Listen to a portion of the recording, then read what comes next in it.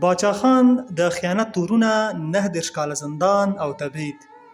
د 1940 کال د همدې جون میاشتې پر 15مه نیټه سخته ګرمه ورځ وه.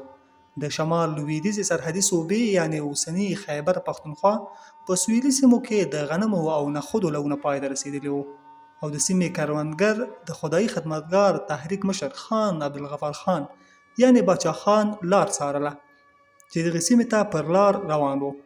باچا خان به له معمول سره سم هر کال دې سیمې ته ورته او د سیمې له خدایي خدمتګارو سره به یې لیدنې درلودې او خپل سیاسي پیغام به یې د سیمې خلکو ته رساوه.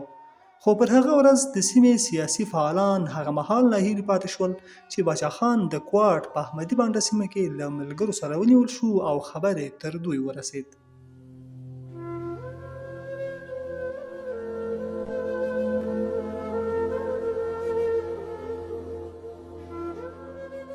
سیاسي فعالانو ته دا خبر هم ورسېد چې باچا خان د نیک چلند سند نه وړاندې کولو له کبله پر 3 کلن زندان محکوم شوی او له خپل ایالته تبعید او پنجاب صوبه کې یو زندان ته استول شوی دی. د عوامي نشنل ګوند عمومي منشي میا افتخار حسین وایي چارواکو باچا خان نیولی و، خو نه یې کوم جرم ثابت شو او نه یې کوم ثبوت درلود. د ښاغلي حسین په وینا د هغه وخت قوانینو له مخې محکمې یوازې د دولتي بیان له مخې چاته سزا نه شوه ورکولی، ځکه د باچا خان په قضیه کې د قبایلي سیمو هغه مهال قانون یعنې FCR له مخې د نیول کېدو پر 2مه ورځ له لنډې محکمې وروسته باچا خان ته د 3 کلن زندان سزا واورول شوه.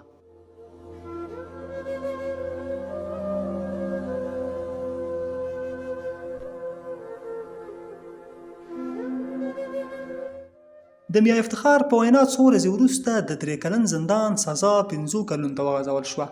نوموړی وایي په دې هکله ما خپله له ولی خان اورېدلي چې د بند موده 15 کاله 15 میاشتې او 15 ورځې ټاکل شوې وه او د سزا له بشپړېدو وروسته هم د یو څه نور وخت لپاره باچا خان د راولپنډۍ په یوه مېلمستون کې نظربند ساتل شوی و. میا افتخار په وینا دا داسې پیښه وه چې لومړی یو کس ونیول شو او وروسته ورته یو جرم تخلیق شو. د بشري حقونو تر پښو لاندې کېدو داسې ډېرې پیښې شته چې باچا خان وزغملې، خو د یوې شېبې لپاره هم د عدم تشدد خپله لاره نه پرېښوده او نه یې خپلو پلویانو ته داسې کومه اجازه ورکړه.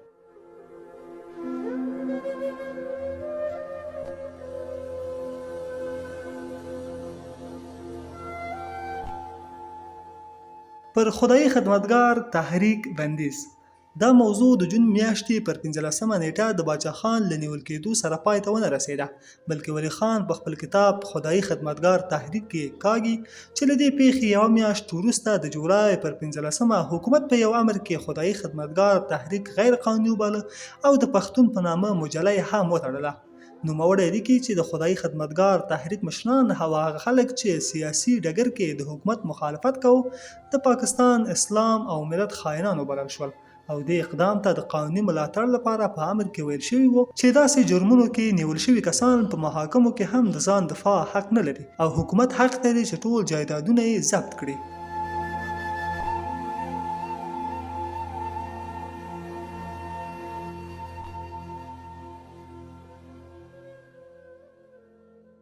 د بابړۍ پیښه.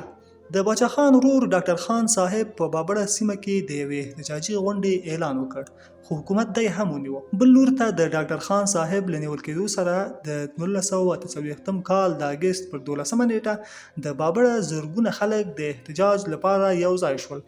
د هغه مهال حکومتي څرګندونو له مخې امنیتي ځواکونو د احتجاجیانو شړلو لپاره ډزې وکړې چې پایله کې نږدې 25 کسان ووژل شول، خو خدایي خدمتګارو د وژل شویو کسانو شمېر نږدې 600 تنه باله.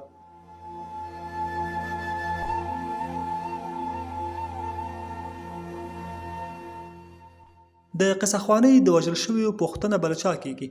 د مهاتما ګاندي له وژل کېدو سره هندي مسلمانانو ټکان وخوړ.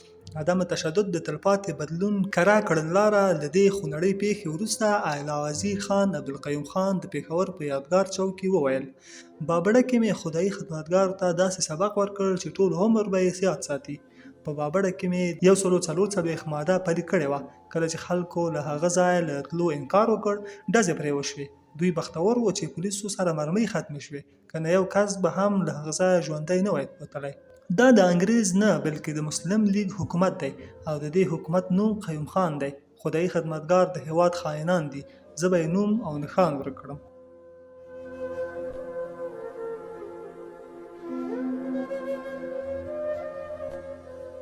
د خدایي خدمتګار عبدالغفار ځان وژنه.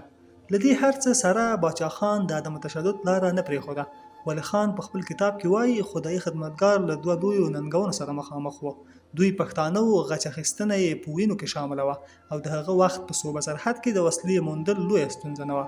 د نوموړي په وینا د تشدد لارې خپلولو سره د دوی ستونزه دا وه چې د خپل رهبر له تګلارې اوښتل او بل لور ته د خپل سپکاوي زغمل هم ورته ستونزمن و. داسې کسانو کې د کوار د کرک سیمې عبدالغفار خان نوم اخیستل کېږي. د ده په هکله لیکل شوي چې کالي ترې ایستل شوي او په بازار کې په دې موخه لغړ ګرځول شوی و چې بیا د خدایي خدمتګار نوم په خوله وانخلي.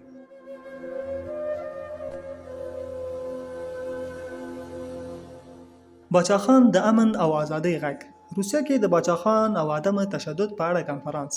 د ولی خان په خبره کله چې باچا خان له زندانه خوشی شو، عبدالغفار لیک یې منتظر و چې له ځان وژنې مخکې ورته استولی و. عبدالغفار باچا خان ته لیکلي وو له تاسو سره مې ژمنه کړې وه چې د عدم تشدد تګلاره به نه پرېږدم. دې موده کې په درو وهل شوم، جایداد مې ضبط شو، خو د قیوم خان د ګوند کسان له پولیسو سره یو ځای زموږ کورونو ته راځي او سپکاوی مو کوي. زما هم زړه غواړي چې د قیوم خان په ګډون ټول ووژنم، خو ستا فلسفه مې مخه نیسي. ځکه له الله تعالی نه د ځان وژنې حراموالی او له ستاسو نه د زغم ختموالي له کبله ډېره بخښنه غواړم، ځکه اوس دا هر څه نور نشم زغملی. د دې لیک له لیکلو وروسته خدایي خدمتګار عبدالغفار ځان په مرمۍ وژلی و.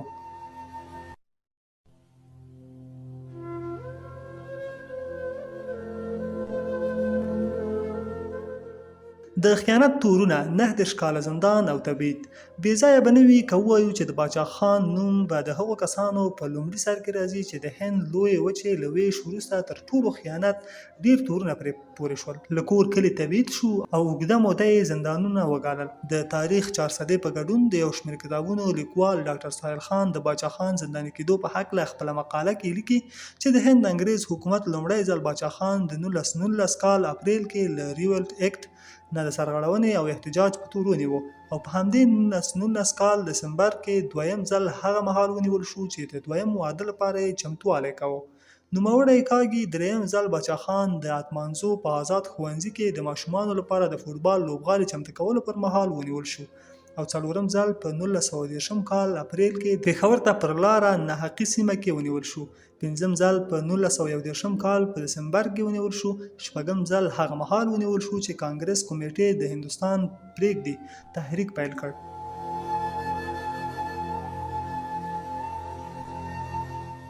د ډاکټر سهیل څېړنې ښیي چې د باچا خان د زندان ټول ټال موده 14 کاله 6 میاشتې او 9 ورځو ته رسیږي چې د پاکستان له رامنځته کېدو مخکې تېره کړه او د پاکستان له رامنځته کېدو وروسته هم دا لړۍ روانه وه چې 12 ځله نیول شوی او د ټول ټال زندان سزا موده یې 9 کالو ته رسیږي. د پاکستان له رامنځته کېدو وروسته باچا خان لومړی ځل د 1948 کال د جون پر 15 ونیول شو. ښایي همدا لامل وي چې نیلسن منډیلا ویلي و د حریت درس یې له باچا خان زده کړئ.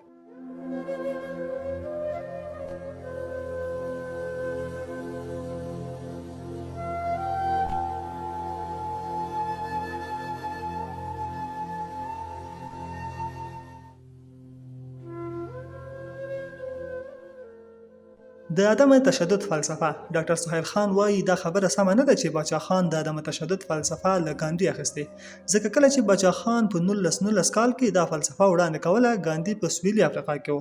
ولی خان په خپل کتاب کې کاږي چې ګاندي په 1930 کال کې بابړه سیمه کې د 80,000 خلکو یوې غونډې ته وویل چې هند کې د عدم تشدد فلسفه پر مخ بیول ستونزمن کار نه دی، ځکه هلته خلک بې له هغې هم له تاوتریخوالي ډارېږي. خو په وینا یې دی د دې معجزې لیدلو لپاره 400 ته راغلی و. وویني باچا خان خپل قوم یعنی پښتانه څنګه د عدم تشدد فلسفې منلو ته چمتو کړي چې وسله هم لري، احساساتي هم دي او مخنیوی هم اسانه کار نه دی.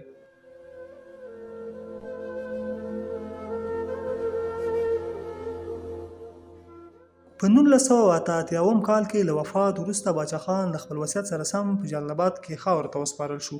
داسې مهال چې جلال آباد کې جګړه روانه وه، ښکېلو اړخونو رسما ورباندې اعلان کړ چې د جنازې او تدفین چارې ترسره شي.